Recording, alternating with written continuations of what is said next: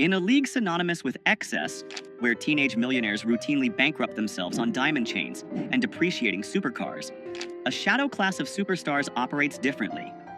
From billionaires hunting for Wi-Fi signals to finals MVPs driving rusted trucks, these are the 10 extremely rich black NBA players who famously live like they are poor.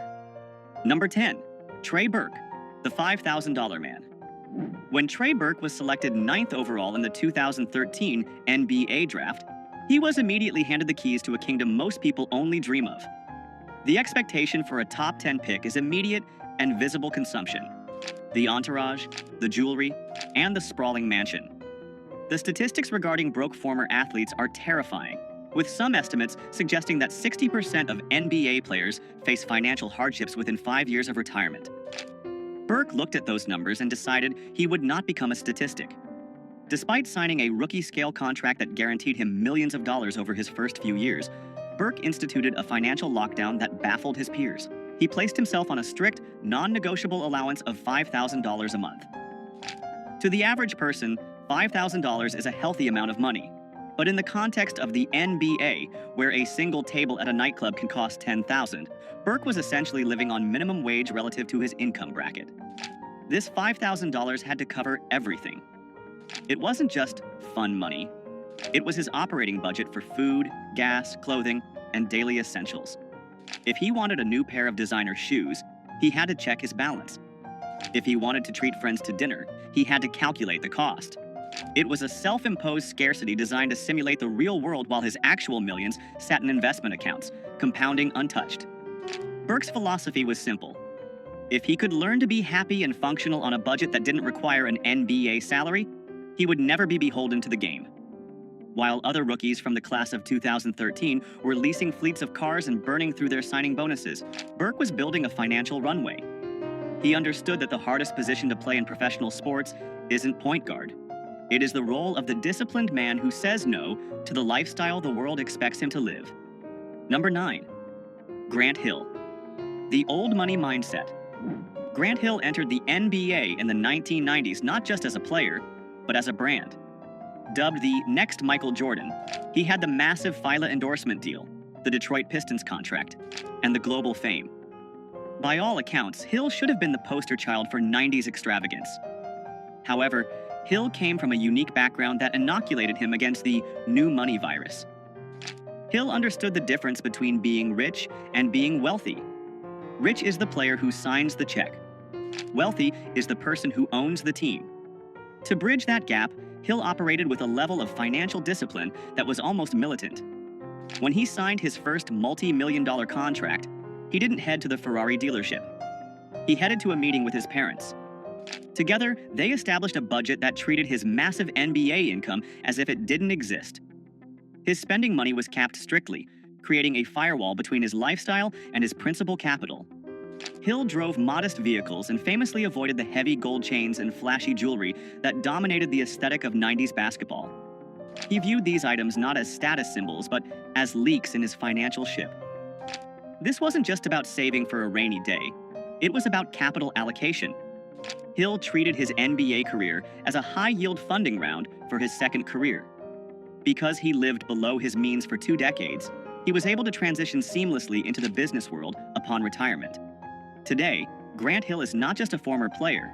He is a partial owner of the Atlanta Hawks and a broadcasting mogul.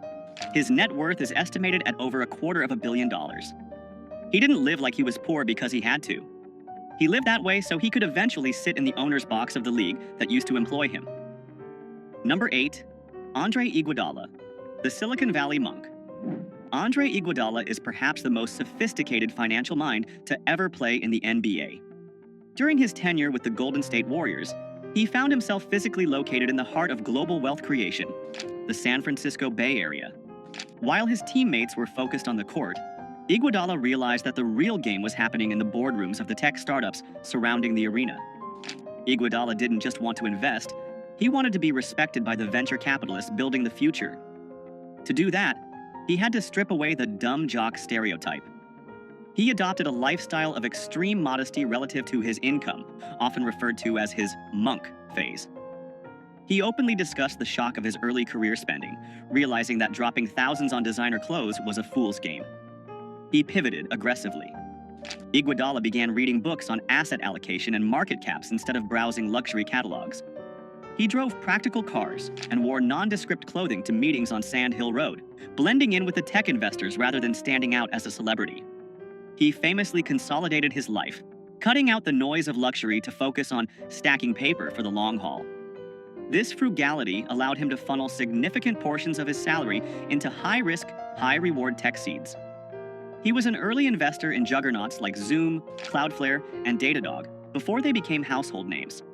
He co-founded the Players Technology Summit, teaching other athletes how to secure their financial futures. Iguodala didn't want to be the guy with the coolest car in the parking lot. He wanted equity in the apps on everyone's phone.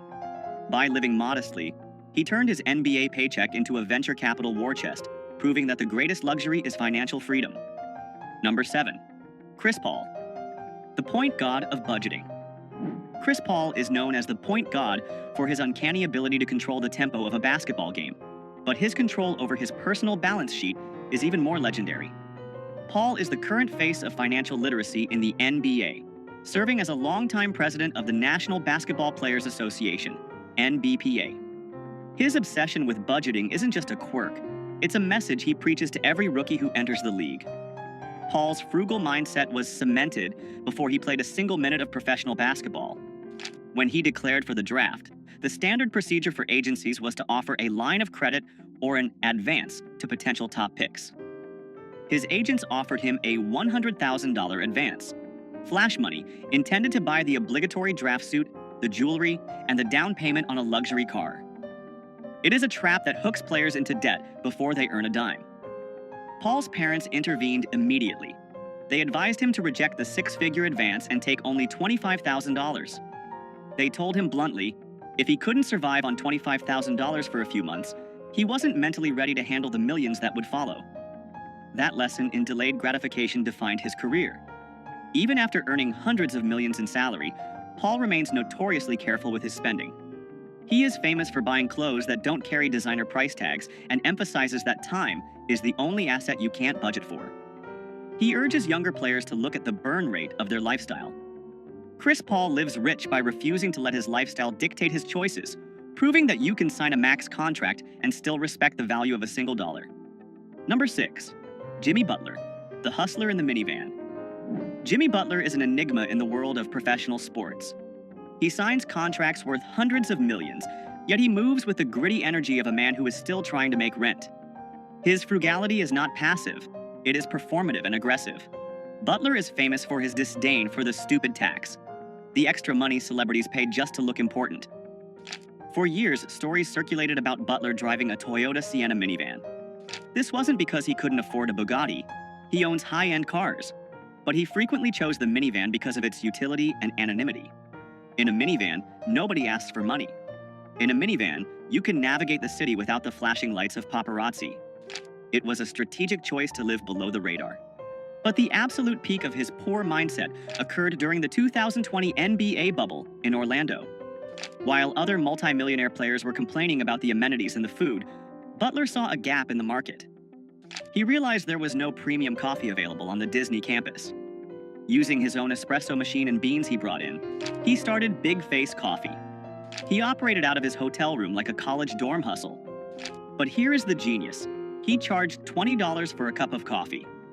It didn't matter if it was a small, a medium, or a large. It didn't matter if you were a fellow superstar or a coach.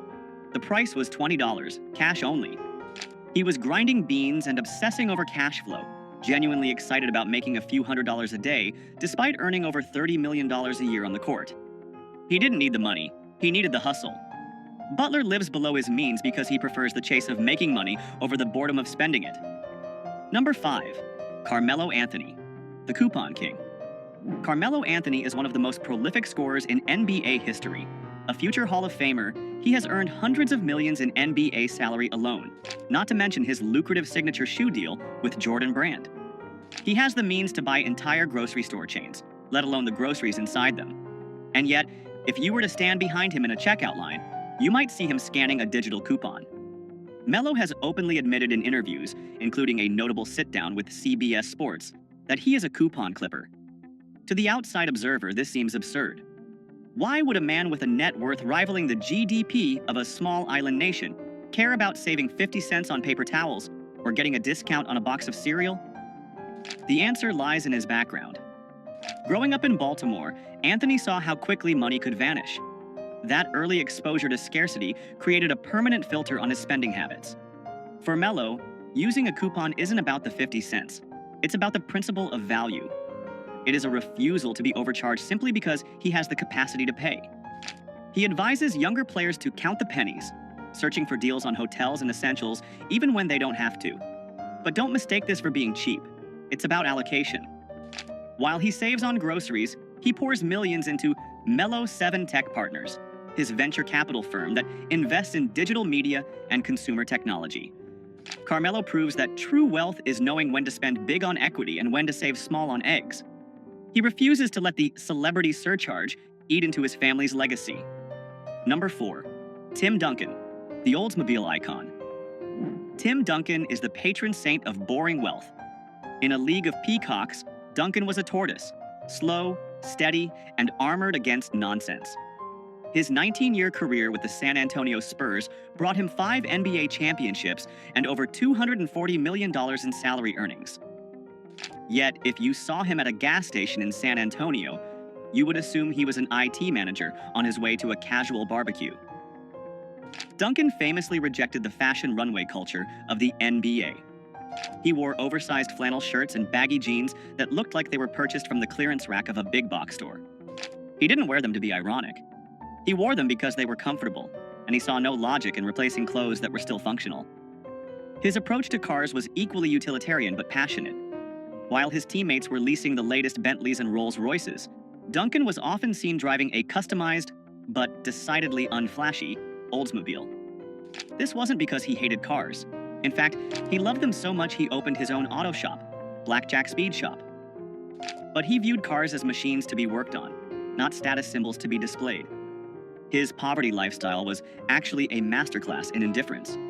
He simply did not care about the opinions of others. He didn't need a stylist. He needed a rebound. He didn't need a VIP section. He needed a quiet dinner.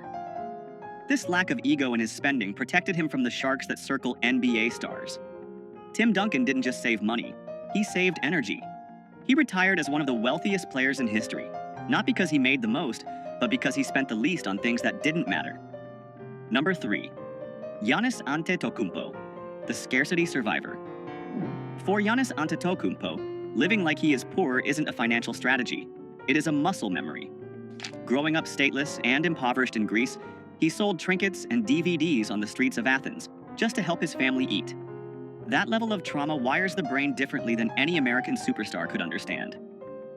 When he landed in the NBA, the sudden influx of millions didn't fix the trauma of poverty.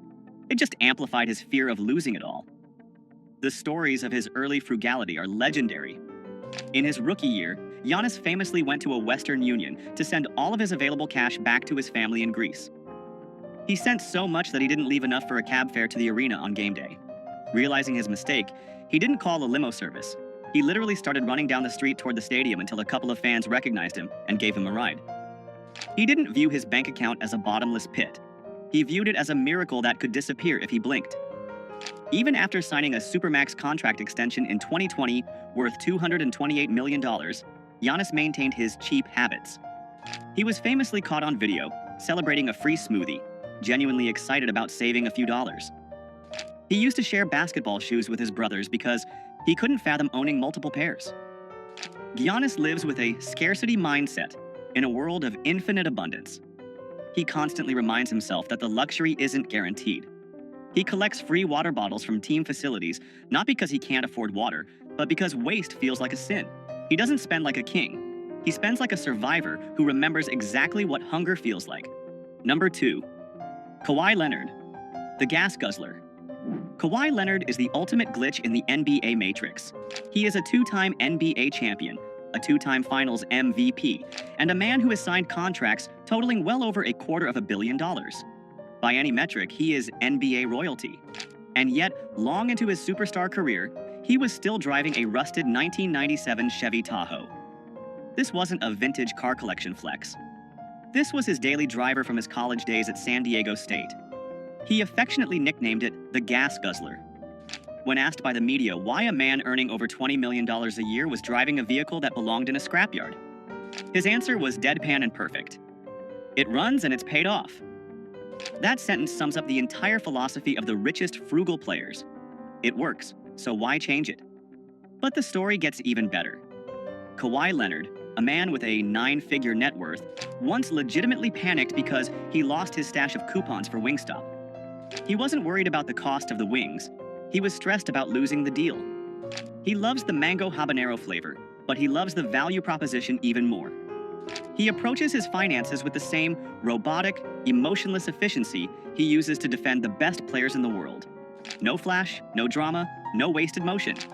Kawhi Leonard lives in a tax bracket where he could buy a Wingstop franchise every week, but he prefers the satisfaction of getting a free meal because the coupon says he earned it. He proves that being rich doesn't mean you have to be wasteful. Number 1, LeBron James, the billionaire penny pincher. And finally, we arrive at the king. LeBron James is not just a rich basketball player. He is the first active NBA player to be officially certified as a billionaire by Forbes. He owns the Spring Hill Company, he has equity in Fenway Sports Group, owners of the Boston Red Sox and Liverpool FC, he owns pizza franchises, and he has a lifetime deal with Nike. His empire is vast, his reach is global, and his wallet is practically bottomless. And yet, he is arguably the cheapest player in the history of the league when it comes to small expenses. This isn't a rumor, it is a locker room fact confirmed by his best friend, Dwyane Wade. LeBron James, the man who could buy a streaming service outright, refuses to pay $4.99 a month for ad-free Pandora. He listens to commercials.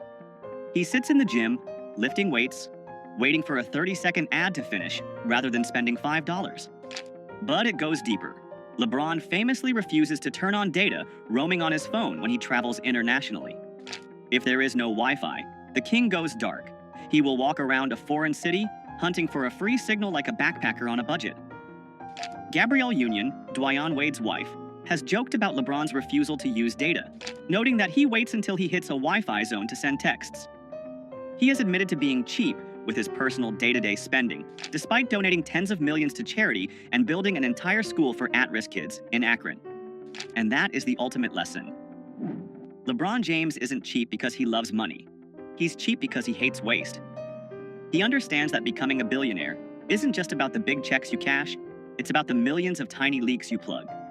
He treats $5 with the same respect he treats $5 million. He lives like he's poor in the small moments, so he can live like a king in the moments that change history. From Kawhi Leonard's rusted Tahoe to LeBron James's relentless battle against data roaming charges, these players prove that true wealth isn't about what you spend, it's about what you keep. Which of these frugal flexes impressed you the most? Let us know in the comments below. Make sure to like and subscribe to Black Status for more deep dives into the mindset of the ultra-wealthy.